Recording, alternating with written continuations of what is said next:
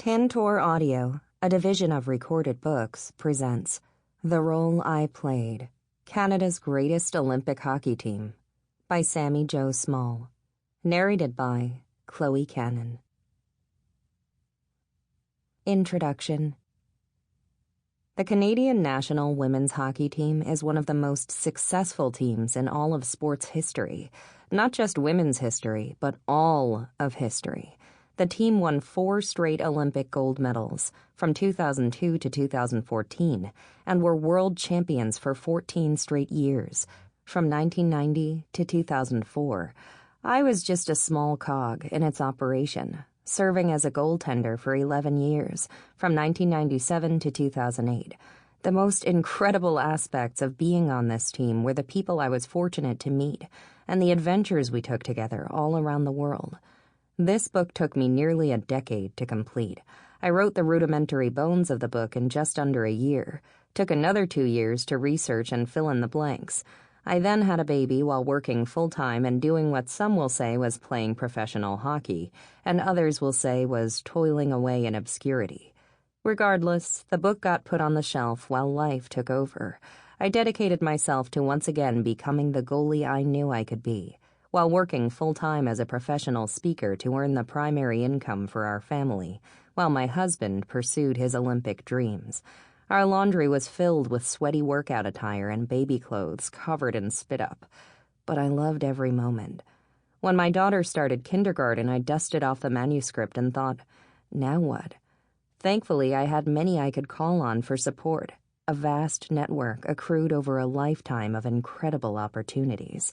With every story I wrote, I felt the raw emotions of those experiences all over again.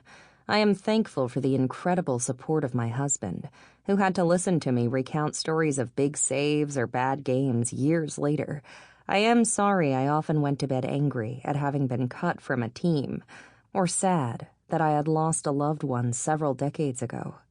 The words written in this book are my recollections of events, but by no means do I accept them as fact. The mind can play tricks when we attempt to remember how life unfolded. Often I'd write a section, then go back and watch game tape only to realize that situations did not transpire as I remembered them. Ultimately, the emotions in this book are real. While the facts may be disputed, I saw events from my perspective, and I am not too proud to realize that others will have different takes on the same story. My good friends and longtime teammates Jennifer Botterill and Cheryl Pounder and I all work as professional speakers, sharing stories of our successful team. But all the stories are different. The moments we accentuate are different, and the people that had the greatest influence on us are varied. I wanted to showcase my teammates, yes, but I didn't want to write their stories. Those are theirs to tell.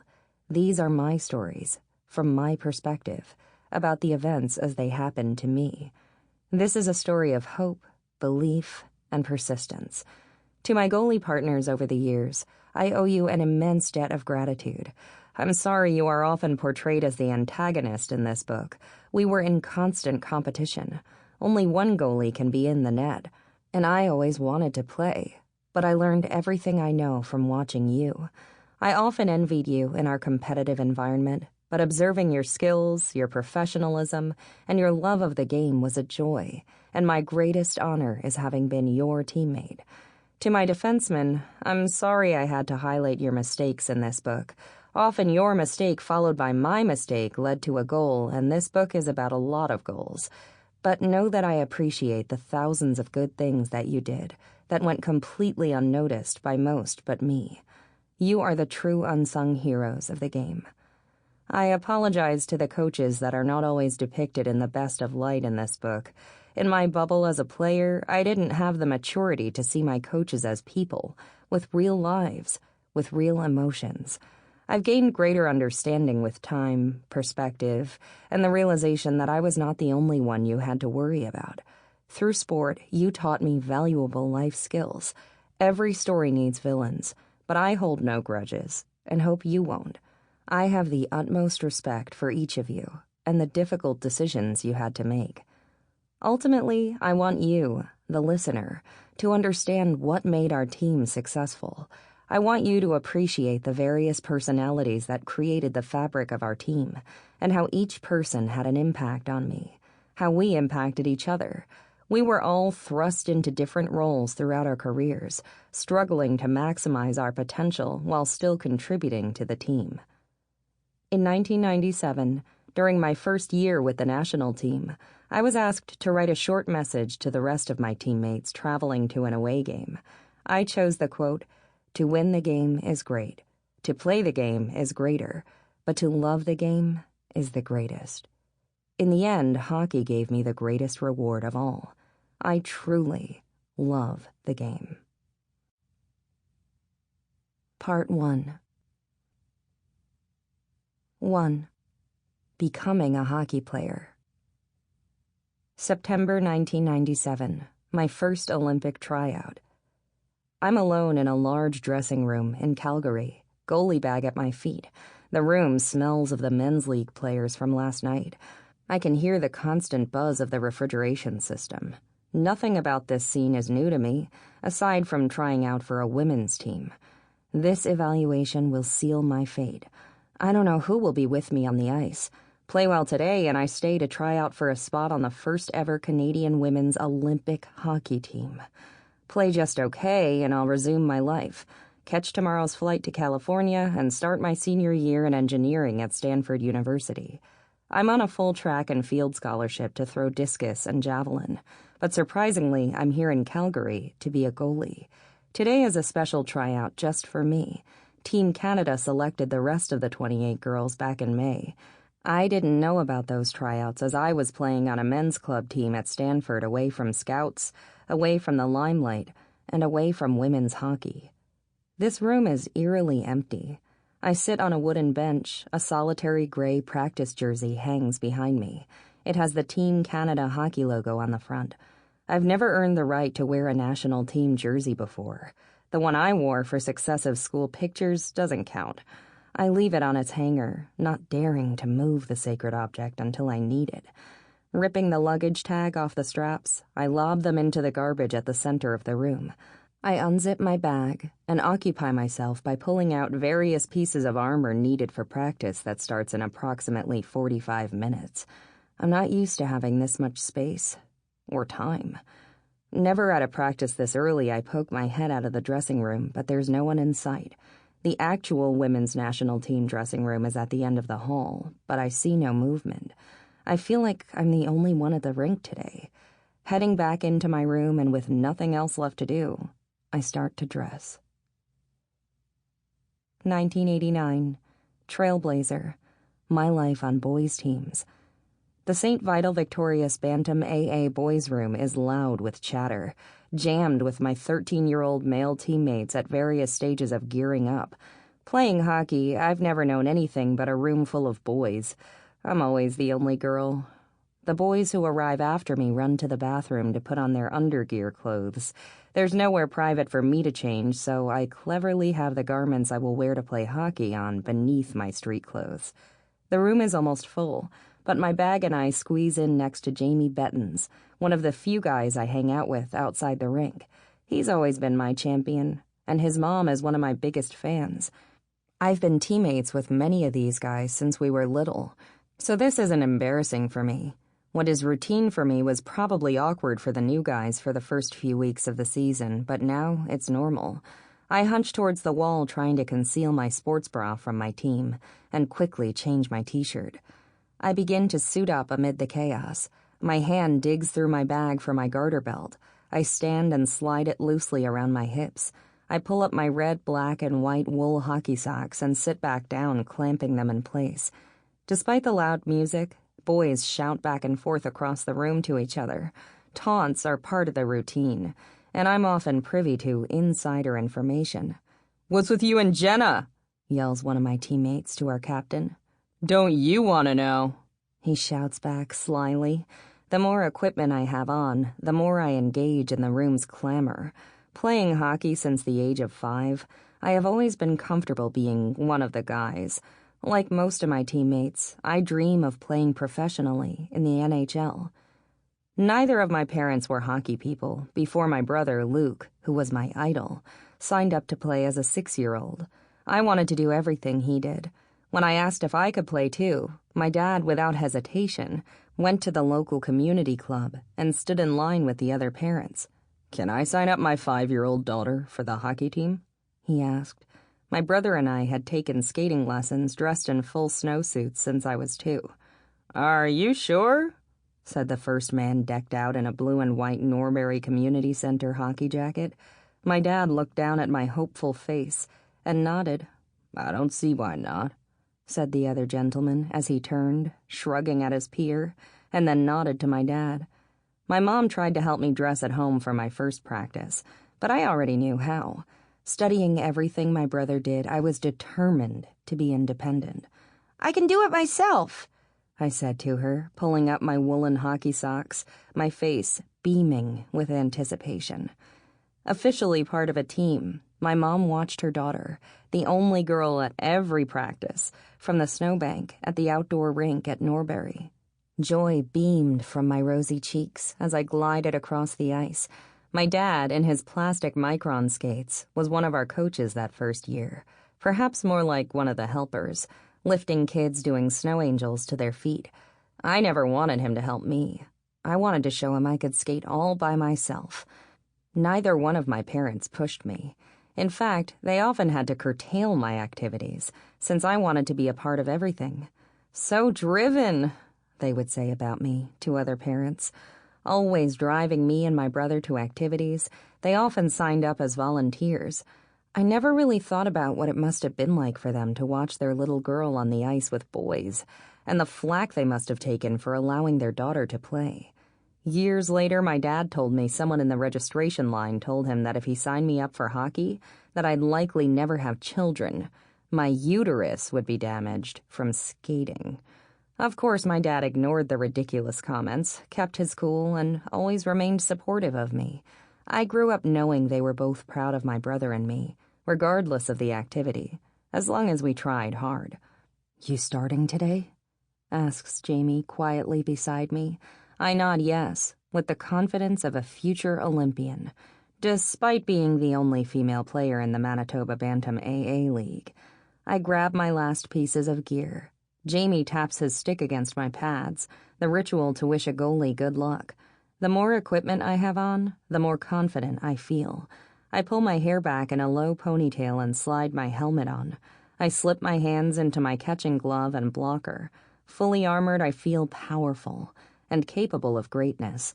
It's game time. I make my way towards the door, reach for my goalie stick, and lead my guys on the ice. September 1997, my first Olympic tryout, continued. I continue to disrobe in the vast, empty room, giving each one of my clothes their own hook. The feeling of anxiety as I wait for practice to begin is almost overwhelming. I've grown up in boys' dressing rooms, and now, in my first real chance to play with women, I am alone. When I first arrived, the national team equipment manager, Robin McDonald, greeted me and led me to this room.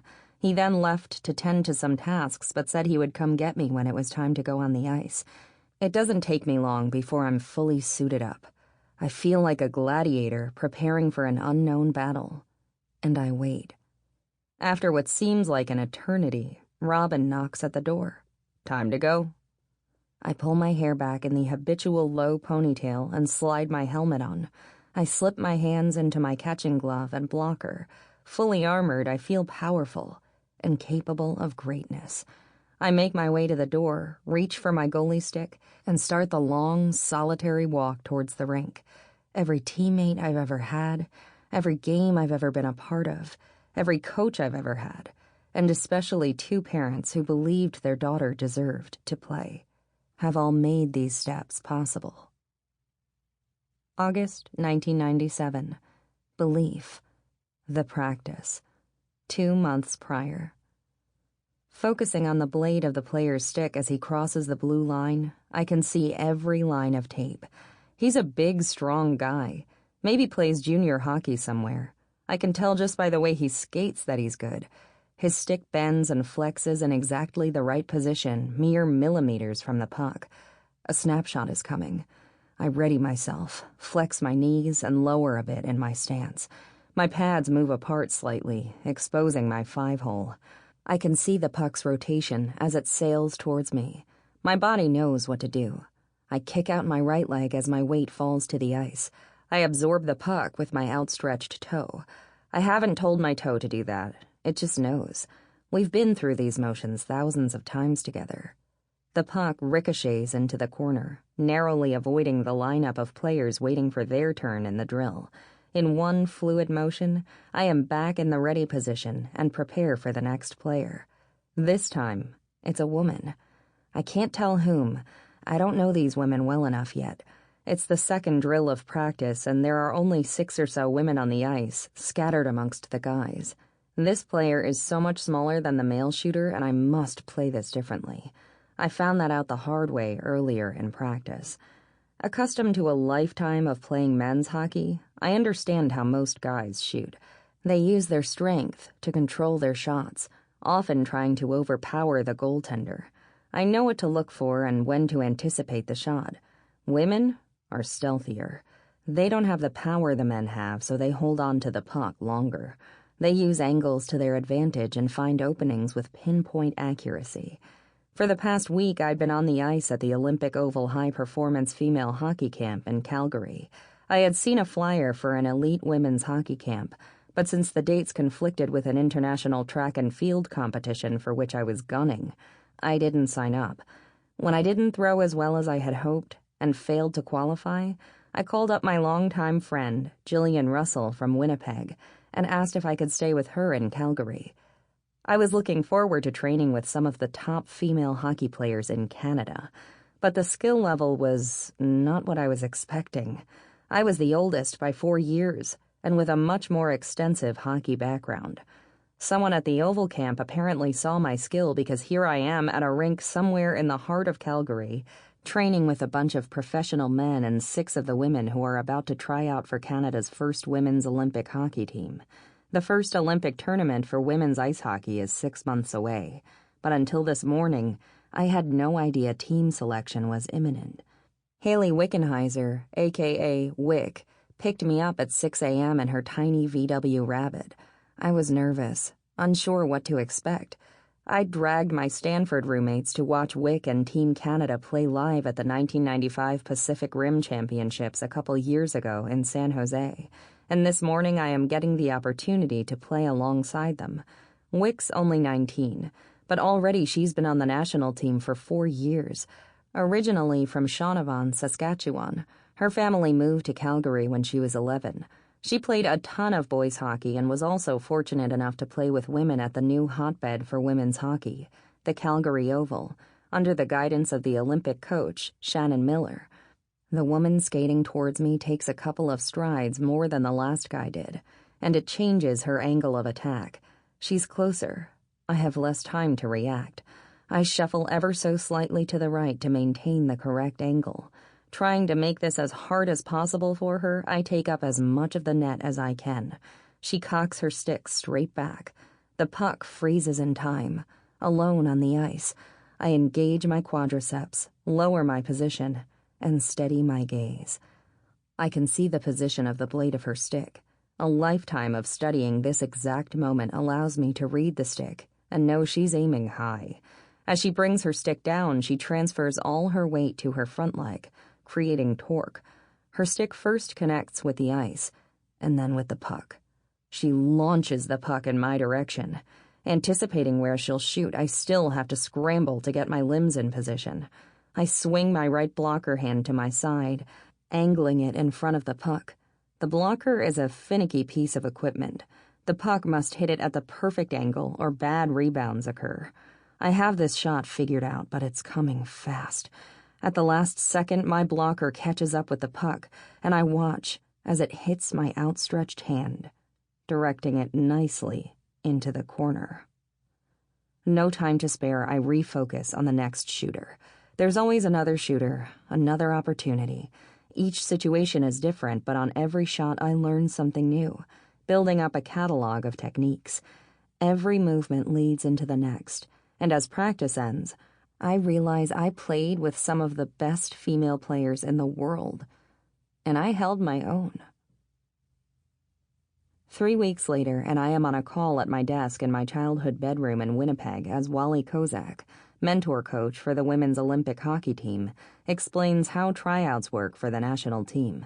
28 girls from 5 different cross-country evaluations have already been chosen to centralize in Calgary from September until the Olympics in February in Japan. Prior to Wally's call, I had been packing my belongings for my flight back to California for my senior year of university. My bags sit open on my bed, piles of clothes surrounding them. Wally's gentle voice is serious. "You impressed me at the morning skate. Where do you play?" he asks. There is a large map laminated onto the top of my desk. I give Wally a brief description of my background in hockey, how I play for the Stanford men's team but am on scholarship for track and field. I slowly trace the outline of Japan with my finger as Wally continues. Less than a week ago, I had never heard of Wally Kozak, but now he holds my future in his hands. "You are good enough to be here. How did you get so good?" I hesitate. I don't know. I watch pro goalies every time I can, and I read a lot about technique." "You mean you've never had goalie coaching?" "Well, not really. I've gone to camps in the summer, but not the last couple of summers because I've been competing on the national junior team for track." "Can you come back to Calgary for an evaluation?" Adding that he is the mentor coach to the Olympic coach, Shannon Miller. "I'm not sure. I'm supposed to be starting classes at Stanford in 2 weeks." "I want the other coaches to see you play." He is persistent. "You do things on the ice that you can't teach. You're athletic and you battle. You can make this team. Just come back to Calgary." What would my parents say? I can't just drop everything and head to Calgary, can I? Wally continues to talk as I ponder potential solutions. Who is this Wally character? He doesn't even know me. Wally has a belief in me that even I don't have. "Can you come back to Calgary?" he asks again. The Olympics have been a lifelong dream. Yes. Yes, I can. September 1997. Life changes course. Back to present. My first tryout went well. It was only me and some shooters on the ice, with the national team coaches evaluating in the stands. The coaches, still unsure, invited me back for another evaluation the following day, and then another a few days later. I was then thrown into an exhibition game playing for the local club team, the Calgary Oval Extreme, against Team Canada. Based on what I assume were good performances, the coaches asked me to stay, to officially be centralized, to live and train full-time in Calgary and try out for the Olympic team. I had hoped I would get this news, but didn't plan for what it meant. Now I must call my Stanford track and field coach, Robert Weir, and tell him I'm not coming back to school while I attempt to make an Olympic hockey team. I feel like I'm disappointing him, letting the whole track and field team down. Sitting near the fireplace hearth at my new residence in Calgary, I eye the rotary phone next to the sofa, trying to find the guts to pick it up. Holding a calling card in one hand, I stare at the numbers. While the last 2 weeks have been challenging and exhilarating, not knowing if I was officially on the tryout roster left me in limbo. I prepared every day for the news that my time trying out was done, that I would be returning to Stanford. But early this week, the coaches released goaltender Isabel Miner and gave me her spot. 4 goalies are left: Manon Rhéaume, Leslie Redden, Danielle Dubé, and me. Only 2 will go to the Olympics.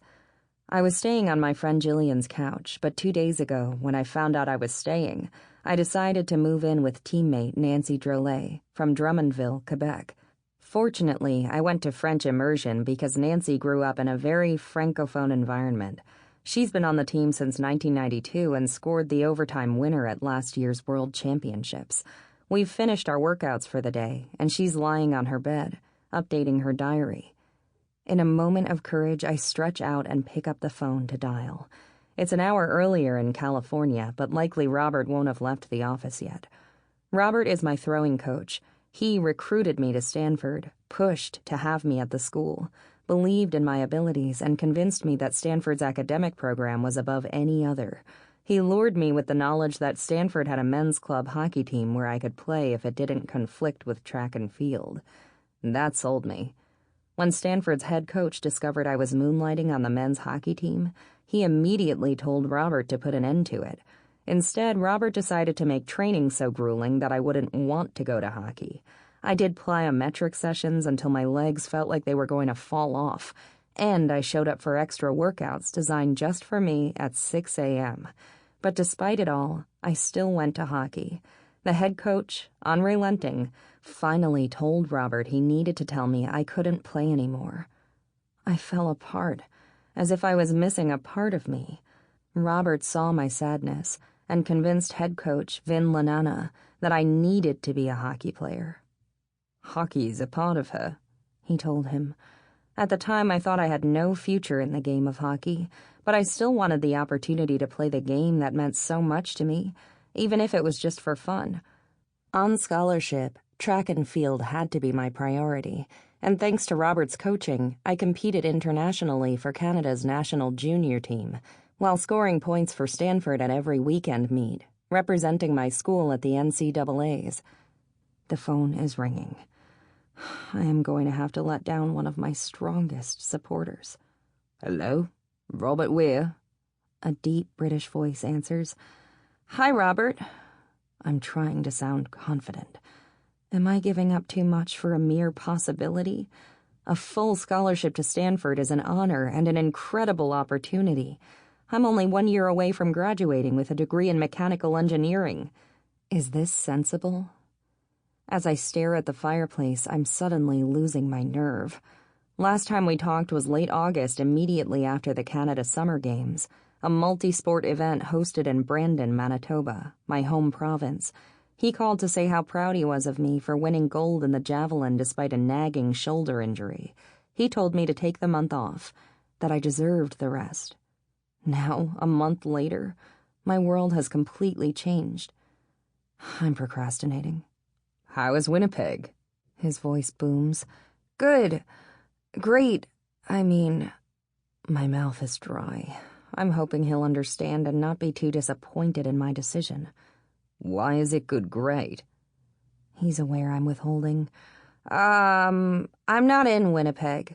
"Where are you? Back at Stanford already? Are you living with Amanda again?" he asks, referring to my roommate in my freshman and sophomore years. No. I'm in Calgary." "Calgary? What's the name of the tower there? It has a great restaurant." The Calgary Tower?" "Yes, when I played against Calgary, we'd always go up there. Scary, though." Robert is not only my throwing coach. He's a British Olympian who competed at the 1984 Games in the hammer throw. A scholarship took him to America while he competed internationally. He then took a hiatus from track and field to play in the Canadian Football League. Robert hadn't even played the game before his first tryout, but his massive size, speed, and strength convinced the coaches to take a chance on him. He went on to play for 6 seasons, on 3 different teams, Ottawa, Toronto, and Hamilton. He then returned to the sport he loved, competing in the discus for the UK at the 1996 Olympic Games in Atlanta. Robert, I won't be back at school this trimester." Silence. "I'm in Calgary playing hockey, trying out for the women's Olympic hockey team." "Really? When did this happen?" Even as I start to tell the story, it doesn't seem real. One day I'm carrying the flag for Manitoba at the closing ceremonies of the Canada Games, thinking that winning gold in the javelin will be the highlight of my sporting career. The next moment, I'm living in Calgary, trying out for the Olympics in hockey. Robert listens quietly and then says, "What are your chances?" I'm not sure. We talk about the team, about the coaches, and about what I'll need to do to make this team. We talk about how hard the training is, how different it is from any power sport training I've ever done, and how much I've learned in just a few weeks. The extent of his hockey knowledge is limited. He once asked about the start time for an upcoming Stanford hockey game. What time is the puck-off? But none of that matters. He understands athletes, and most importantly, he understands me. Sami. Sample complete. Ready to continue?